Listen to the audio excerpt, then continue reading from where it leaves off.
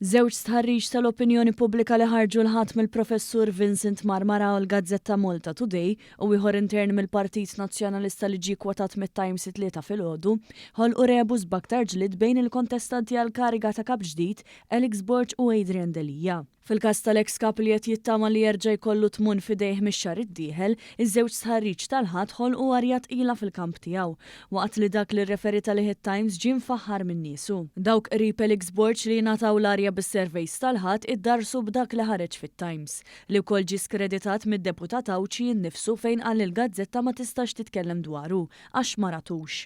Is-surveys tal-ħadd tikkonfermaw għal darb'oħra l-fiduċja b'saħħitha tal-poplu fil-Prim Ministru mexxej Laburista, Roberta Bela, fuq kull kap nazzjonalista, inkluż iż-żewġ kontestanti għall-ola kariga. L-istudji xjentifiċi minn Marmara u l-Malta Today taw vantaġġ lil Borg mit-tnejn li huma, filwaqt li dak aktar riċenti tat-Times li jingħat li sar internament fil-PN jagħti vantaġġ lil Delija.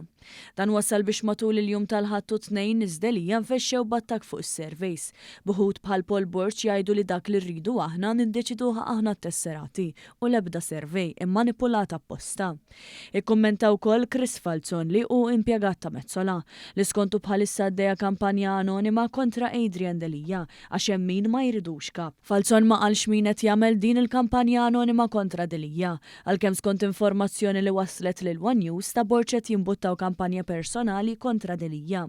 L-ex kap tal-Uffiċċju tal-Parlament Ewropew f'Malta fi żmien Gonzi PN, Martin Bugelli, kompla magħhom billi kiteb artiklu fix-Shift News jiskredita s-surveys tal-ħadd.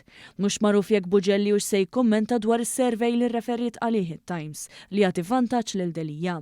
Il-kampanja ta' Delija wkoll bagħtet messaġġ lit-tesserati li hemm surveys u hemm surveys. Tal-PL li jridu jażlu l-kap tagħhom, imma n-nazzjonalisti jażlu l-kap li jridu huma. L-istess nies li skreditaw is-surveys tal-ħadd laqgħu b'entużjażmu kbir dak interni kwotat mit-Times it-tlieta u li dwaru ta' Delija jidher li kienu informati mit-tnejn fil-għaxija, hekk kif bdew jippubblikaw kummenti bħal grazzi mulej.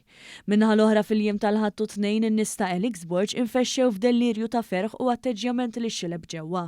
Iżda tlieta ħarġu jattakkaw is-survey fuq it-Times. One News jinsab informat li matul il-jum tal-ħadd Alex Borg kien diġà għamel lilu nnifsu kap u saħansitra bat messaġġ li tesserati jgħid li ż-żewġ surveys li ħarġu fl-aħħar sigħat jikkonfermaw li l-akbar sfida għall-Partit Laburista ikun il-Partit Nazzjonalista mmexxi minn Alex Borg, mingħajr ma qalilhom li l-Prim Ministru mexxej Laburista Roberta Bela igawdi fiduċja ferm akbar mill-poplu fuq l-istess Alex Borg.